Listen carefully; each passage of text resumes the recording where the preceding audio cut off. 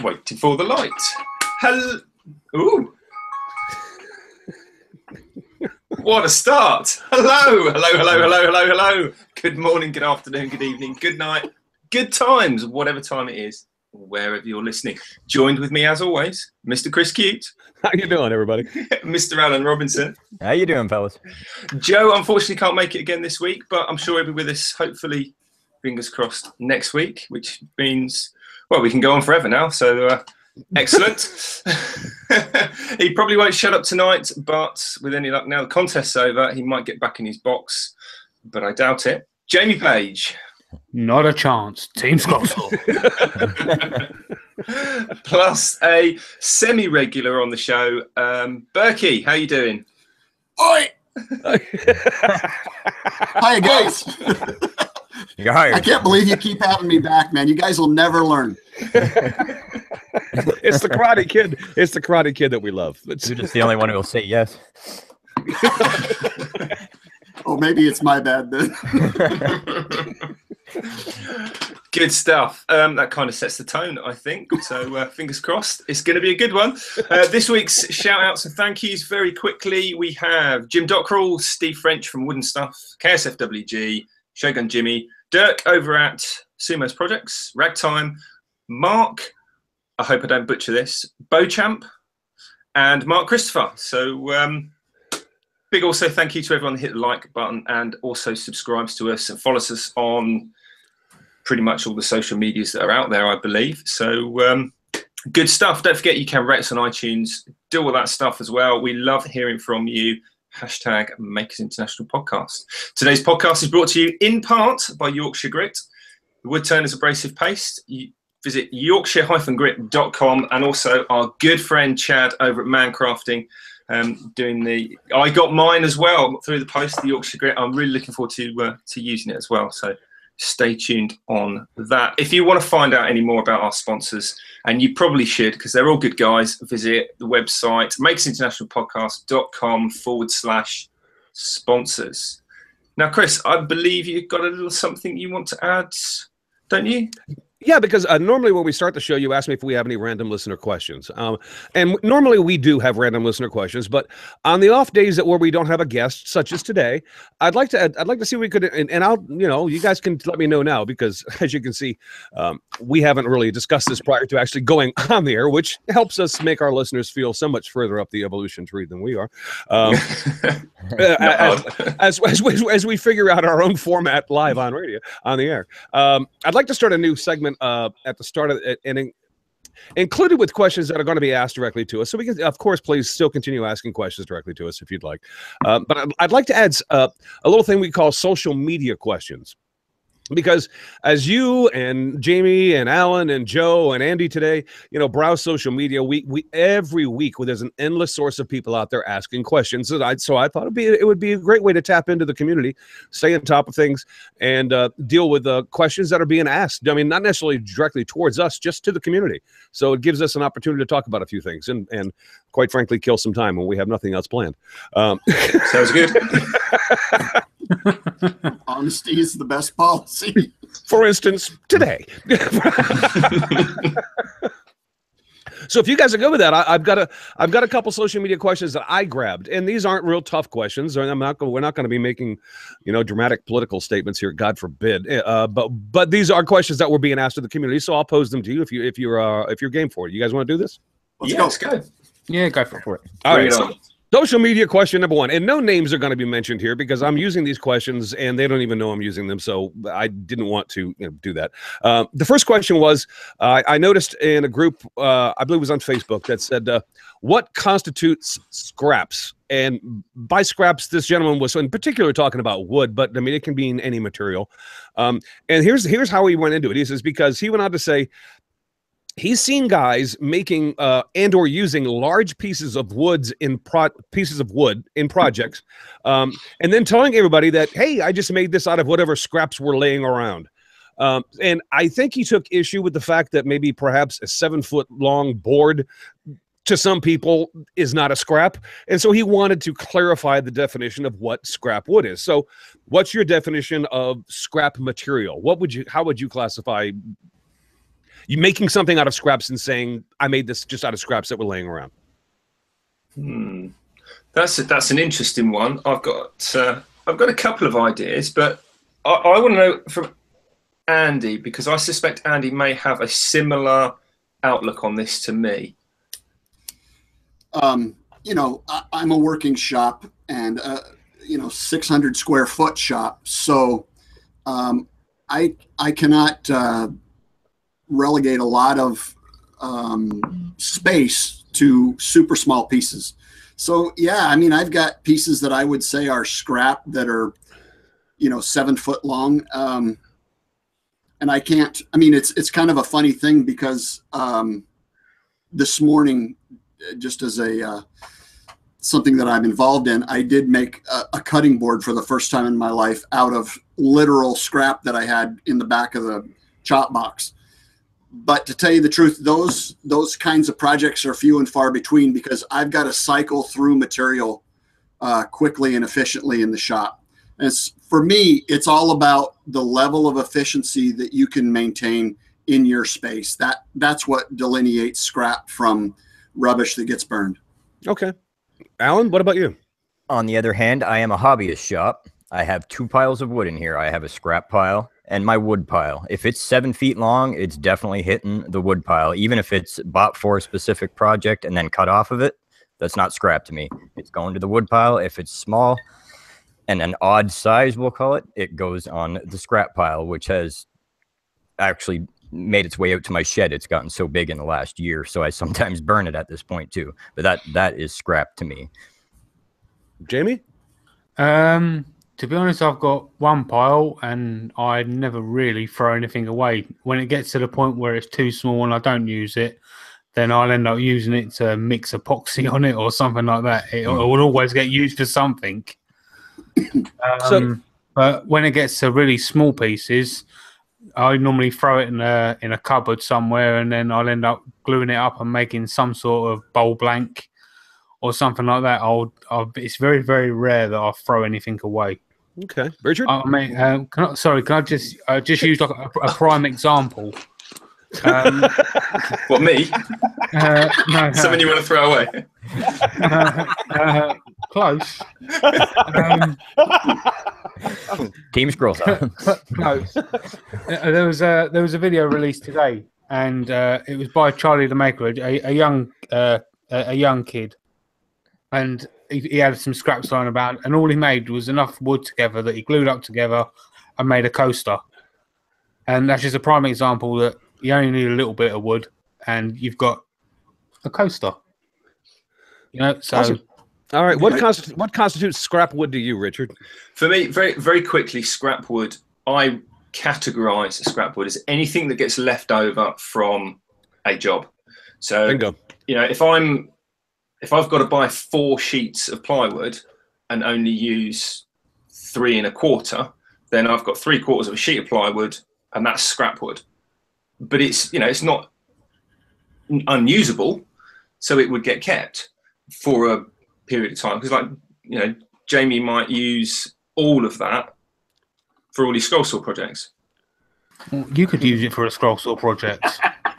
Well, let me. Could do. There is a Richard, I'm going to be in your camp on this one, and I'll give you the analogy that I initially thought of was, let's say by trade you're a framer of a house, and so you're using 2 by 4 by 8 pieces of pine, but you only need to cut off 1 piece to brace between 2 studs to finish the job. Now, that 7-foot length of 2 by 4 pine, in my opinion, is scrap, and that would be scrap to a framer.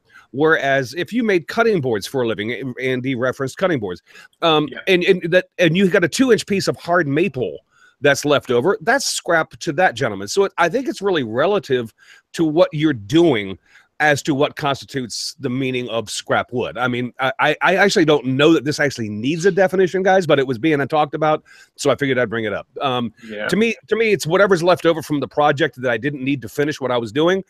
That's the scrap I have. Yeah, I mean, some people, like I think Andy referenced, definite scrap that might even get burnt. Mm-hmm. I've burnt, some really mahoganies and teak and bits of ebony because they were no use to me, and the space that they take up is more valuable. Now, I appreciate that there might be people out there that want to make fretboards for guitars or even cut up their own decorative checkerboard inlays and stuff, and they'd have to go out and buy that off the shelf specifically to do what they want to do. But I'm here and they're there, and I need the space. So sometimes you have to be really hard with it and just get rid. Unfortunately, it is nice. It is nice to see in the community shops. I think of Daniel Haryu in I'm going to say Connecticut, maybe, or somewhere. But you know, putting a post out there that says, "Hey, look, I'm losing this stuff on Saturday. Get a hold of me if you want to come by and get a bunch of it." I think that's brilliant.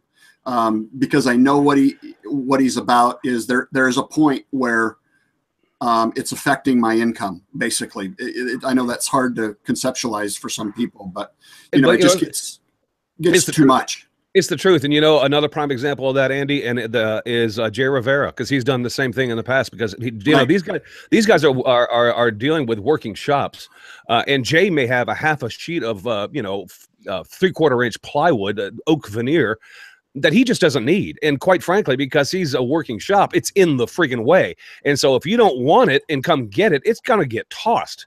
You know, it's just because he needs the space more than he needs that piece of wood. So yeah, all right.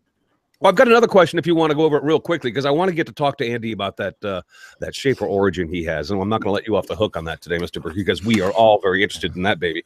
The second question I have, real quickly, if you want to hit it, is which would give you more pride? No matter what you do, figuring out how to create something using a skill or method that you've never done before, you know, that aha moment where you go, I did that. Or B, when you've made a mistake in a project, but you figure out how to fix it like a pro and you're like doing the happy dance. Which one of those two would give you more pride in a project when you were attempting it? Definitely the first one. I want to say A too. Because I make so many mistakes. I do that happy dance. It's like a regular thing. Well, that's when you know you're doing it for a living. Yeah. So you're saying that everybody's agreeing on this one. It's A, because that's what I would say too. Using a new skill or a new thing and actually getting it done and going, ha ha, I freaking nailed that. Awesome. I'll throw this in there, Chris, if I may. There is a level that those two things are the same thing, and that to me is that panic-driven problem-solving thing where you're weirded out, you're hanging it out there on the edge, skill-wise or however, and you're solving the problem. So at their base, I think they're very, very similar. And personally, I that makes sense. Pursue those type of things madly because I love it. That makes sense. Yeah, and if you're not making mistakes, then you're not pushing yourself. Yep. Which some people don't like to do, and that's fine. I'm not saying you push yourself constantly and make loads of mistakes, but we all make mistakes, and that's not the issue. The issue is fixing it. And normally, like Andy mentioned, those mistakes that we make, typically, now granted, I make mistakes on things I've done a million times before just because I've friggin', gone out to Never Land and quit paying attention to what I was doing. But most of the time when I make mistakes, it's because I am trying something new. So I think Andy's got a point. I think they're very closely related. I agree with you. All right. Well, cool. All right. Well, those are all the questions I had today. I want to talk to Andy about the Shaper Origin. Let's go. Richard, I know this is going to interest you very much, so I'll let you take the lead on this. So you've got a new toy, Andy. Tell us all about it. Well, I don't have my toy, actually. I about a month ago, maybe a little more, I was contacted. There's kind of been a line of communication for a year or so, but I was offered the opportunity to do some testing with a pre-production unit of the Shaper Origin in my shop for a long-term deal for about a month now. And basically the way it turned out, I think what we were really I was providing them the most information on and feedback on was the user interface. And I'm not a computer guy by nature. And, I was that guy in the early 80s that made fun of my friends that were wanting to study computers, but, so at some level, you grab the Neanderthal woodworker guy and you stuff, a cutting edge technology tool in front of them and see how, if it can be used by people who don't have a clue. And I will say it's a resounding heck yes, it can, because it's an amazing piece of equipment. And for people that aren't completely familiar with it, basically this is a CNC setup minus the bed. And so this thing is a handheld unit that is responding to onboard designs that you create. And so in essence, all the limits of the CNC are gone. And that's awesome. And correct me if I'm wrong, Eddie. This thing appears to be a router with a screen on it. That's exactly what it is. There's okay. If you can imagine a sizey router, that's about the size of it. I think it weighs in at about 13 pounds. So it's a heavy piece of equipment. There's a forward-facing camera that is reading what they call domino tape, which is a tape that's high-resolution printed with information so that this thing knows where it is in the world. And then it has kind of like it's kind of like the old GPS screens. Mm-hmm. That it's kind of like that, and you steer basically around your line, and the CNC part of it is actually making micro corrections for what you're doing and staying true to the design, the computer design. So that's awesome. And you say old GPS screens, and I still use my old GPS. I'm not joking. I seriously do. Anyway, so no, go ahead, Richard. I was going to say when we were briefly talking, and I said briefly, I think for about 30 seconds before we came on air, I asked you whether you'd got the DeWalt spindle in there or the new Shaper spindle, right. And you've got the new Shaper one. Yes, I do. I think they were using the DeWalt for a while just to sort of seeing if it would work, but they've decided to use a Festool spindle, and that is a meaty little bugger. It really, really cuts and goes, and it's just rock solid. Sure. I mean, that kind of makes sense with the connection that Shaper have got now with the Festool and Tool Technic and all the rest of it. But is it still a 1/4-inch router in there, or call it, or will it do 1/2 inch as well? No, it'll do 1/4 inch. The purpose of the machine is not to be, a 3 1/4 horse Porter cable, hogging out type stuff.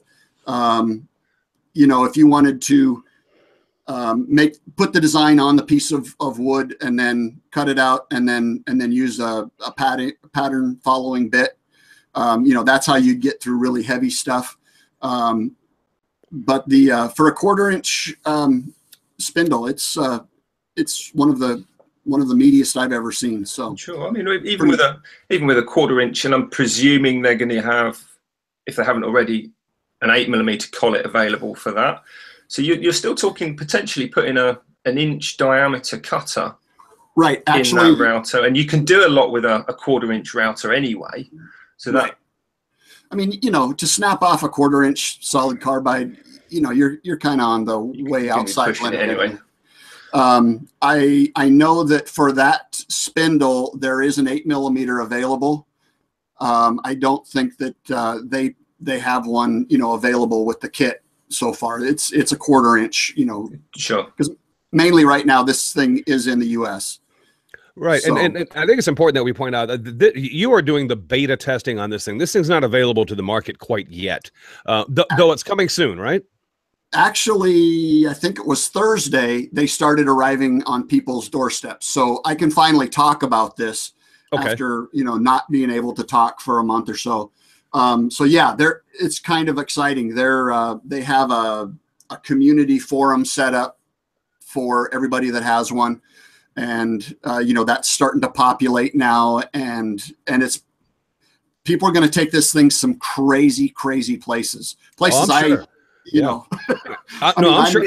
That was my whole point. Was that this is where it starts. Where it goes from here is going to be endless. What they end up doing with this machine, because I'll be quite honest with you, I'm blown away by that. I think that is just really, really friggin' awesome. Andy, I don't want to put you on the spot, and if you don't know, just say I don't know. What is going to be the cost on this thing? Do you have any clue? Right now, I just checked yesterday. Right now, it's $18.99 US, so $1,900 US. Right. And I don't know where it goes from there, but that's where currently the price point is. Okay. That's $2,000 is $2,000 in anyone's bank account, but that's for what you've got there. That's not a huge amount of money, actually. That's an 8x4 CNC machine in anybody's workshop with 2 sawhorses and a bit of plywood.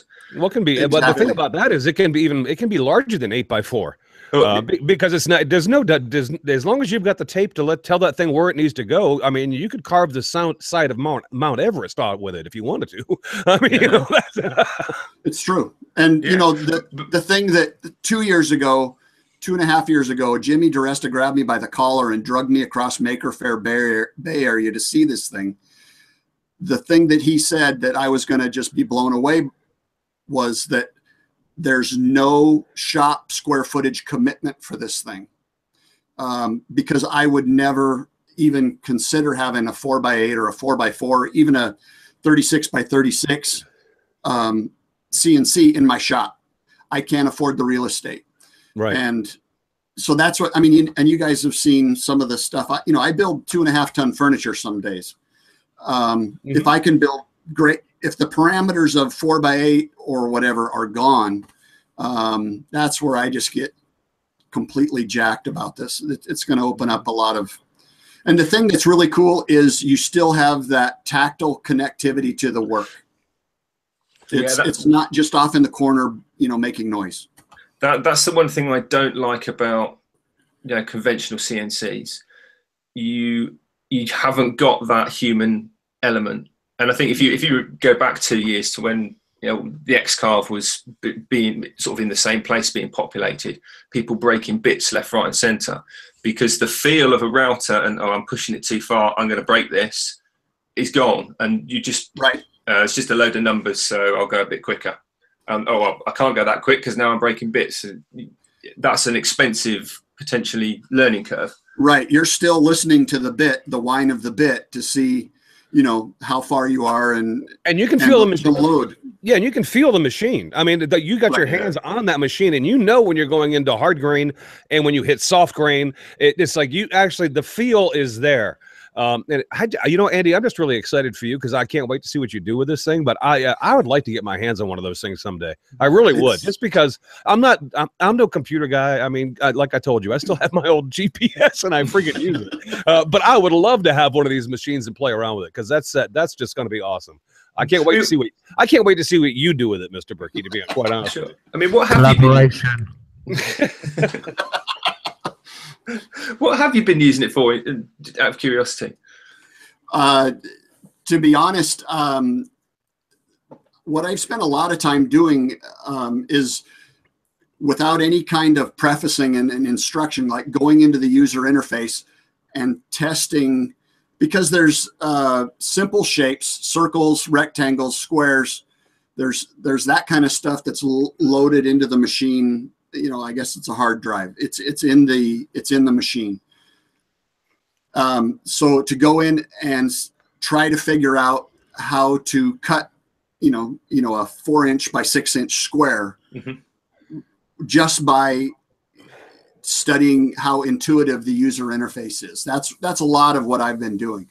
And so now I'm kind of going into the designs that they have on they call it the Shaper Hub.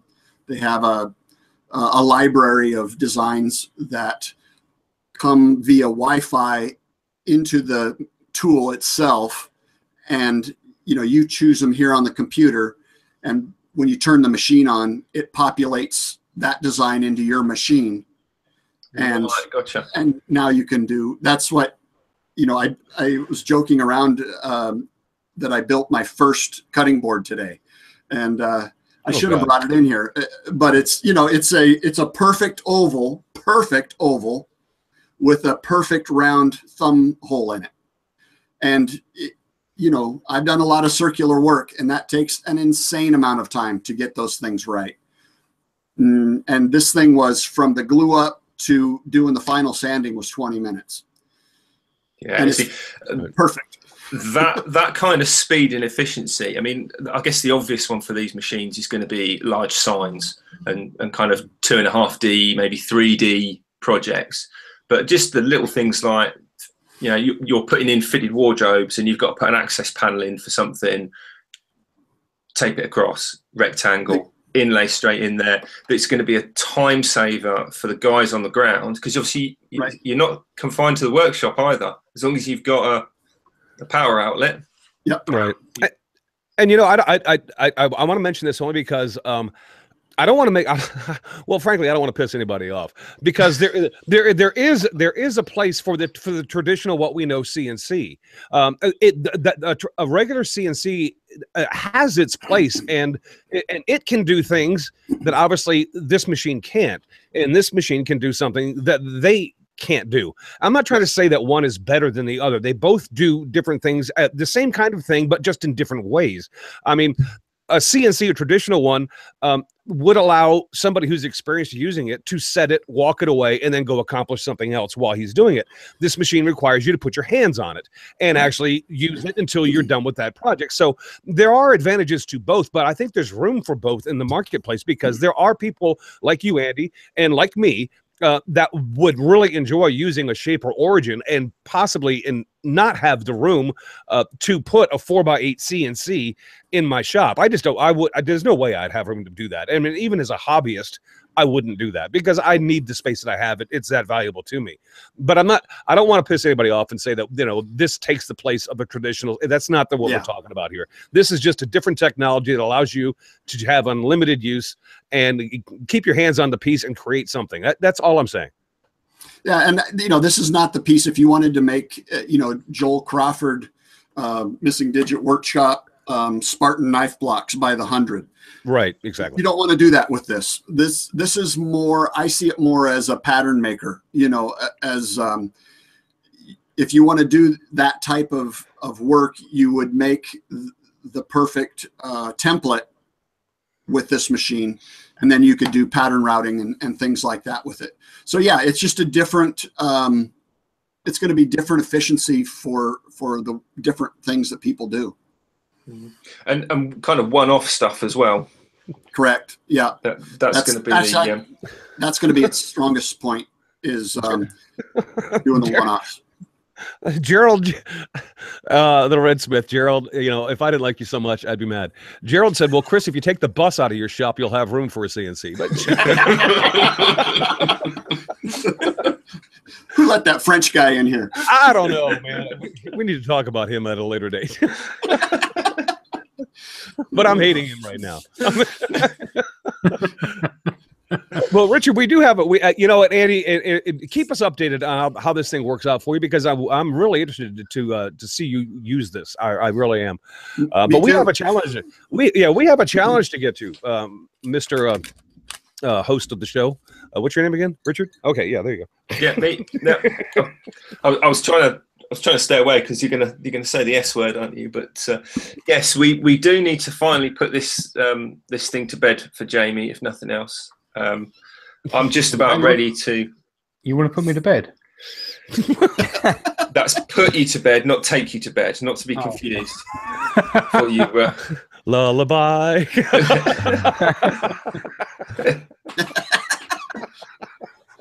Right. I guess it's over to me then. Yeah, but we did have some really good entries, and we had quite a few entries as well, didn't we, Jamie? Yes, we did. So I guess I better thank everybody. Wait. Wait. Team scroll saw, a team router. Go ahead. Just team scroll saw. Yeah, we had quite a few entries, and I'm going to go for everybody just to thank everybody. We had entries on the team scroll saw from Tim Warner. Oh God, they made me do this because I want to butcher most of the names. Tim Warner, Eric McKeon, Justin Christensen, Steve Twydell, David Jones, and Eric Haverty. And team router. There was Andrew McQuillen, Marsh Wildman, Tim Warner, Richard Martin, David Jones, and Shogun Jimi. Now the winners. Oh wait!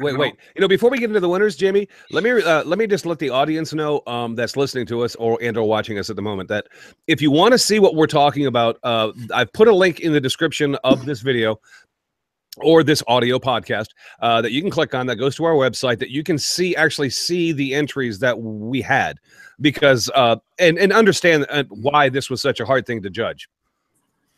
Okay. So if you want to click on that link, go take a look at them as we discuss it. Go right ahead, Mr. Page. Okay. I'm sorry to interrupt. I'm going to do the I'll do the scroll saw one first because I'm reading them out. That's as good a reason as any. So, the winner of the man crafting mug is Mr. Justin Christensen. Oh no! Oh man, there's gonna be no living with that guy. Yeah. Justin, I hope you know I love you. Not me. No. And the winner of the team router, which is the polo shirt, goes to. Drum roll, please. No, that's a router bit jamming up. Is Mr. Andrew McQuillen. All right. Nicely done. Nicely done by everybody. But go ahead, Jamie. I'm sorry. So, yeah, unfortunately, Richard and I got disqualified for some unknown reason. But you know what? But wait. But hold on. You know what? To be honest, I think Justin's lucky because I would have whooped him. Oh, yeah. Easy. I think that just between the five of us, we still have to determine who won between you and Richard, because you are obviously going to be disqualified from winning any prizes because each of you has a man crafting mug and a polo shirt. Well, I take that back. Actually, Jamie's got all of them. Yeah, Richard kind of has these things, but he has them in lieu of waiting for Jamie Page to get off his rear end to mail them to him. So neither of you were ever going to win these prizes. So we need to judge your challenge entries. Now, Jamie, allow me. I'm going to be nice. Richard, what was your scroll saw project that you did? Hey, me? Yes. Well, no. Is there anybody else named Richard? I mean, yes, you. It was Mickey Mouse with fangs, like a vampire Mickey Mouse. How long did it take you? About 6.5 weeks. 12 hours a day, give or take. How are you kind of determining how long? By like hours, or number of blades broken, or number of times thrown across the workshop, or what unit of? All of the above. All of the. Yeah, I want to hear all of them. I want to hear all of them. It was about an hour and a half. 3 broken blades and at least twice thrown across the room. Sounds like me. In fact, the scroll saw was thrown across the room.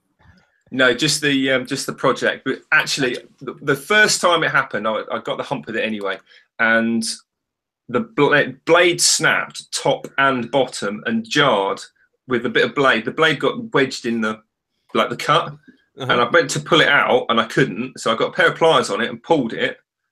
Rather than bending it, because obviously it's going to break, so pull it like it's cutting, and it snapped. But it snapped inside the wood, so there was nothing proud on either side. So the only way to get this bit of broken blade out was to basically cut round it with the bit of blade stuck in the bit of wood that then got removed. It was just Yeah, I was not a happy bunny doing that. I must admit. I'll be honest with you, Richard. I was half expecting you to submit something like David Jones did, because David Jones for Team Scroll Saw took a friggin' axe to a router, and that was his entry. I was waiting. That was my favorite one. Yeah, I was waiting for you to throw a scroll saw out of a window and film it crashing to the street. It really was. It was close. All right, so we've heard what you did, Jamie. What did you do on the scroll saw? What did I do? Jamie, well, I got to tell you, if you show it to us, the people on iTunes and SoundCloud are just not going to care.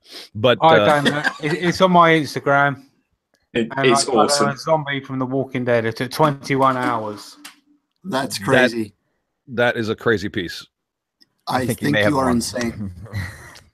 And I think you've just confirmed to everybody who's noticing what that is. And for those of you, once again, that want to see these entries, you can go to our website, and the link is going to be in the description. But, Jamie, that just kind of proves to me that you are absolutely insane. How long did that take you to do? 21 hours. Oh, my God. And that's commitment, that is. But I personally hate scroll saws and scroll sawing. I don't hate people that scroll saw. I genuinely admire that, Jamie, because that is amazing. It's absolutely stunning. There's just no way on earth I'd ever. I'm going to tell you right now, Richard is a man on the edge. He is on the edge. Can you feel the madness coming out of his pores right now? I do. What about your router project then, Richard? What did you do for the router, Richard? Because that's where we're hoping you shine with excellence. Right. Tell you what. Tell us what you did, Jamie, and I will go and get what I did, because I know there. I'd love to show you what I've done. Oh yeah, and then once again, the folks on iTunes and SoundCloud, I just can't wait to see what you did. Headstone. Jamie, that headstone is absolutely hilarious. Alan, have you seen that before? Oh, about an hour ago, yes. Unreal. I need to see Richard's. So I did. Let me click on Jamie so everybody can see what Jamie's doing. Hold on. This is what Jamie did. Here lies Richard Morley. He died October 29th, 2017. He was beaten at his own game. But what did you use to cut the board out? Because you've actually cut it in like a tombstone shape, haven't you? Yeah, bandsaw. Yeah. So you said that by your own rules, we were only allowed to use a router, no jigs or special things. So you've used a bandsaw. Why would you do that? That was prep work. I had that weeks ago. That's been lying around for ages. I happened to find a tombstone-shaped bit of wood. Okay, all right then. So that you used a bit of scrap wood basically because it was left over from something else. Well, I mean, Richard, otherwise I think you'd have to go do your project and make it out of a freaking living tree. I mean, come on. I mean, at some point in time, a tool's going to get involved. That isn't a router or a scroll. I'd like to see Jake take a scroll saw up to a tree and go at the operator. That would actually be worth watching. So what did you do, Richard? So I did it's like the famous sort of film logo for Nightmare Before Christmas, the Halloween-y Disney film, and and that looks awesome. That's actually awesome. Sorry, Jamie, but you lost. Well, look, do you know what? I'll be perfectly honest with you. This is unfinished. No, it's not. It literally is finished because I've put a coat of shellac on it after I submitted it. Yeah. What about the top and the bottom, though? Well, it was just I only used the router. It's just the router. Look at the top. Yeah, look at the top though. It's completely wonky. Because I didn't. What does wonky mean?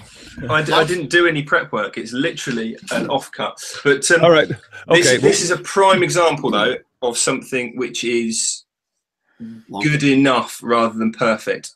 If that makes sense, because when you actually look at it closely, there are a lot of imperfections in the picture, because it's you probably won't be able to see it. I'll post some really close-up pictures with all the bits I don't like, basically. But it was quite difficult because it's actually done in reverse. Normally, you'd route out the image where actually this is, and because it's a negative, you have to route out not the image, if that makes sense. Right. Background. All right. So, all right. So, all right, Alan. The router, doesn't it? Jamie, shut up. Hey, Alan. Alan, Andy, we need to vote on who wins. Okay, Scroll Saw, who wins, Jamie or Richard? Jamie. Jamie, of course. Easy. Okay, Router, who wins, Jamie or Richard? Richard.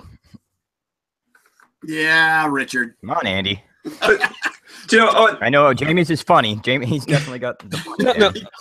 Well, I tell you how I'm going to do this. I'm going to act like the official judge, the person who doesn't know all the. In other words, I'm going to be a Richard here, and I'm going to say I think Jamie wins both, only because Richard didn't get his done in time for the deadline. Jamie did. Oh, okay, all right. Richard. Yeah, that's true. That is true. So by default, I think Jamie wins both. And so, Jamie, congratulations, my friend. And I think by the rules, if we're talking about rules, and you guys were obviously very anal about that earlier, so they should apparently matter at this point in time. I think, Jamie, you absolutely won both the Scroll Saw and the Router Challenge because Richard was just a disgrace and didn't get it done in time. Wow. Brilliant. Yeah. I've got a Brain Feast podcast mug as well.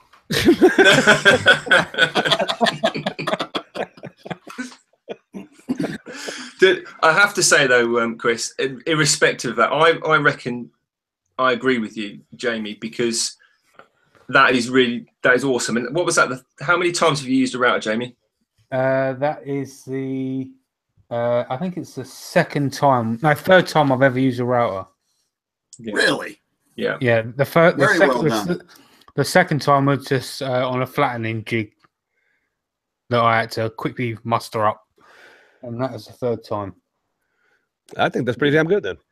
Absolutely, but it also, and this isn't like a kind of trap you into a little sort of dig or anything, but it does go to show that actually using a router is fairly easy because it's just like drawing, isn't it, Jamie? Yeah. No, in other words, you don't want to give Jamie any credit for having any kind of talent. You just want to. No, that is completely not what I said. No, I think I totally know where Richard's going here because I see it, in forums and everything that there is a tendency for people to be afraid of a router. Yeah. And yes, it is spinning at 25,000 RPM, no doubt about it. Yes, there's a little bit of torque. But really, easing into that, and it is one of the most versatile,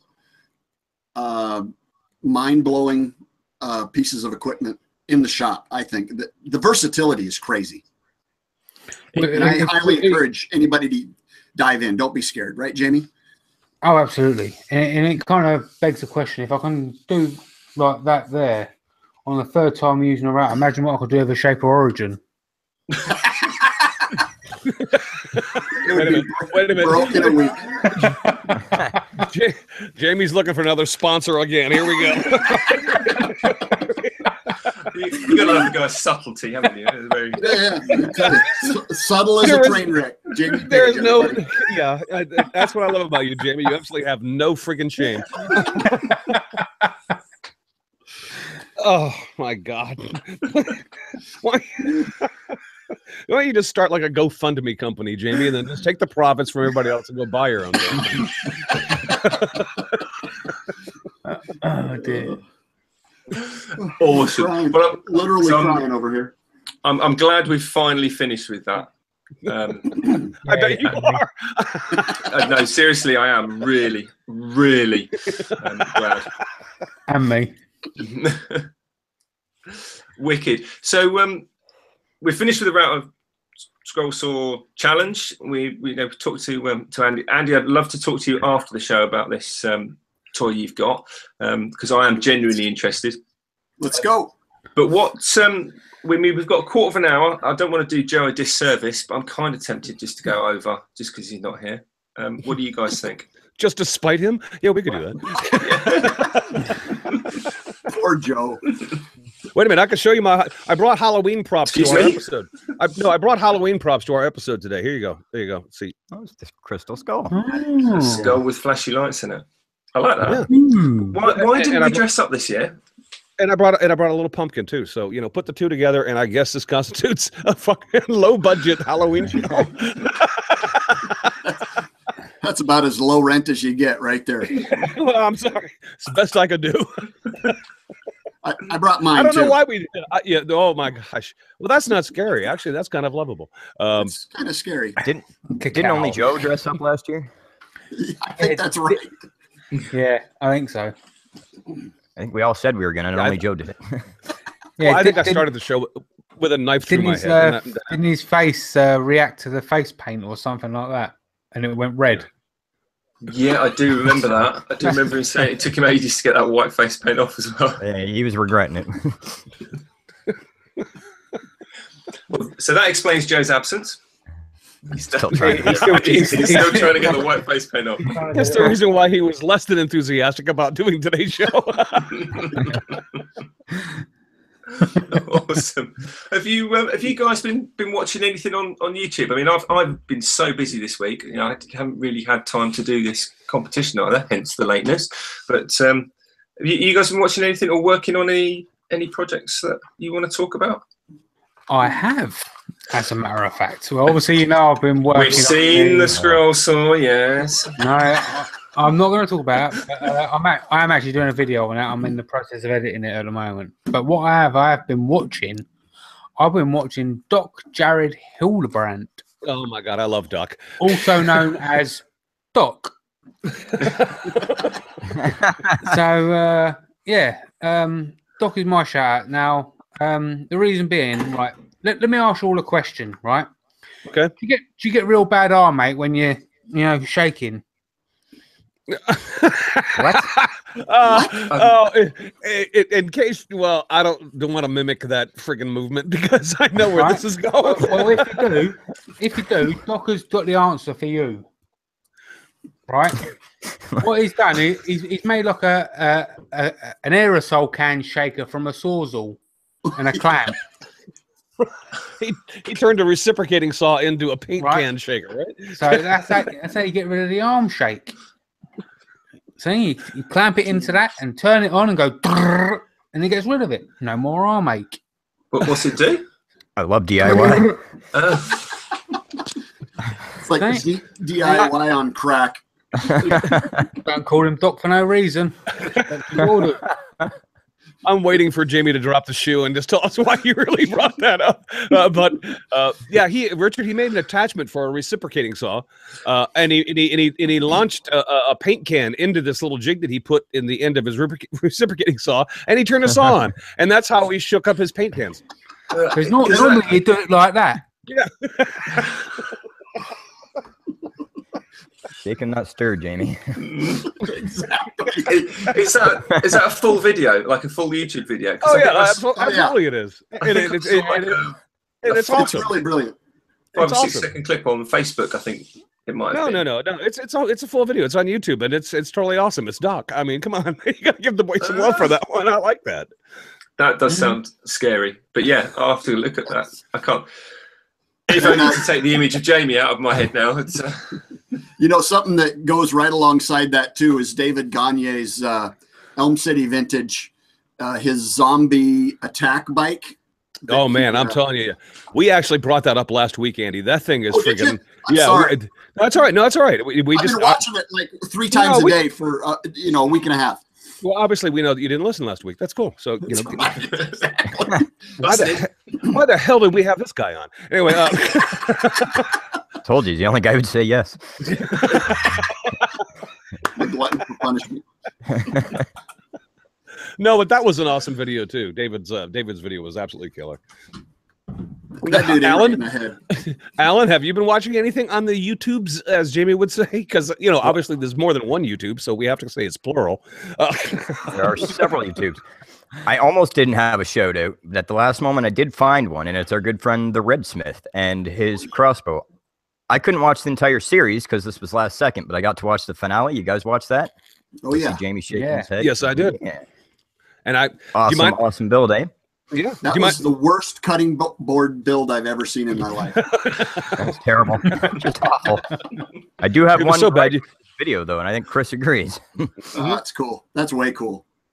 He did not shoot the crossbow at the end. Yeah, I'm damn mad about that too. And Gerald, I'm gonna need an Instagram video from the Redsmith. Gerald, if you're out there, and I'm going to tell you right now, that's I love the freaking crossbow. I mean, it's off the freaking chain. But dude, you could have shot it when you finished it. I mean, come on. You shot it at the wall, take it back, do something. You got to shoot it. I've got a funny feeling that might be a separate video, knowing Gerard. Well, he wouldn't just make the whole thing without doing that. I don't think. He's in the audience right now. We briefly talked about this before the show went on. And Jimmy, what was it you said? What was it? I said, oh yeah, he's because he's French. He doesn't know how to fire or a weapon. Oh my God! The podcast. Too much. You're done. I'm so glad I did not say that.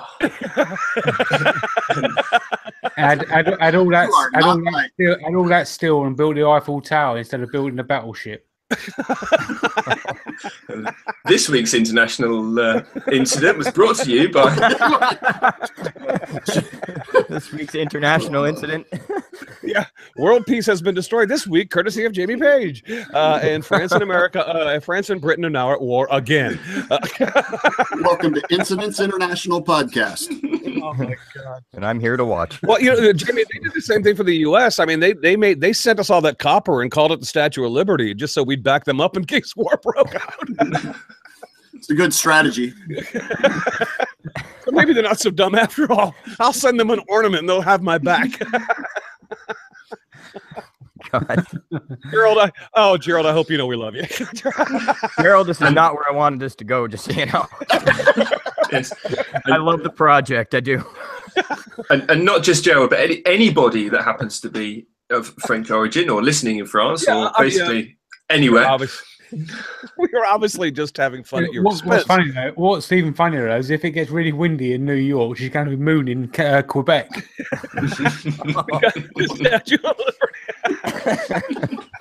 Yeah, have you ever seen the Canadian side of the of Mount Everest? It's all four presidents giving them the moon. I love being Canadian.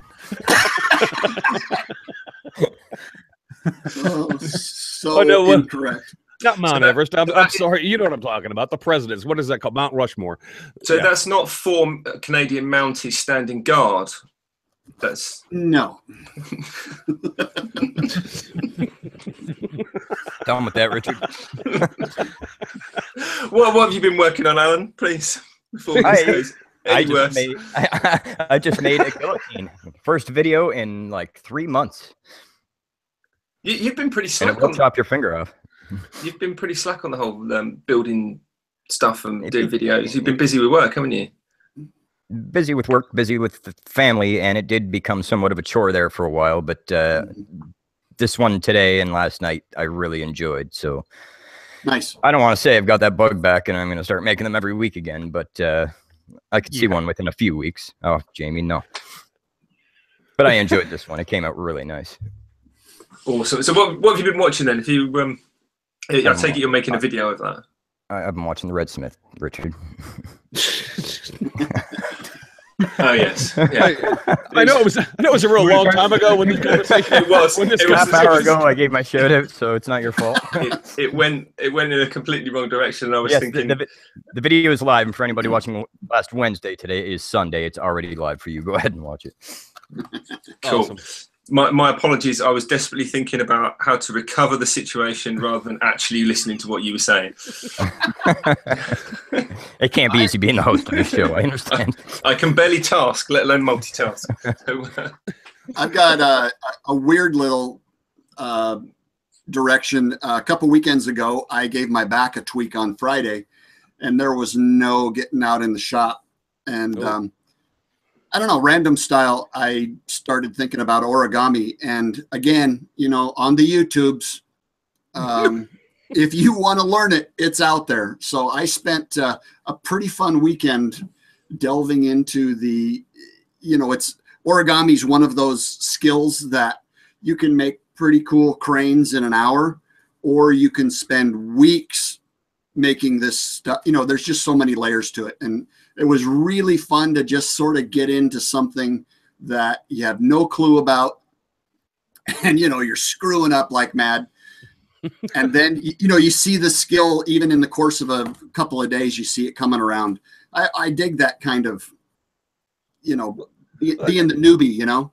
Yeah, no, yeah, absolutely. It's like we talked about earlier at the very beginning of the show with that question about, well, you know, what do you enjoy more? It's like I enjoy learning the new skill and doing it for the first time and walking away going, hey, I freaking did that. I'm kind of, Andy, I've never done origami, but I have nieces and a nephew that were really, really into it at one point in time, and it's impressive from what they can do with that kind of stuff. It's just, it's like you. I kind of have to sit down in the right mindset to wrap my head around how to do this stuff. Right. I was like, yeah. Well, where it came for me is this spring, Jessie Wada came through on her way to Maker Faire in San Francisco, and spent a great couple of days here hanging out.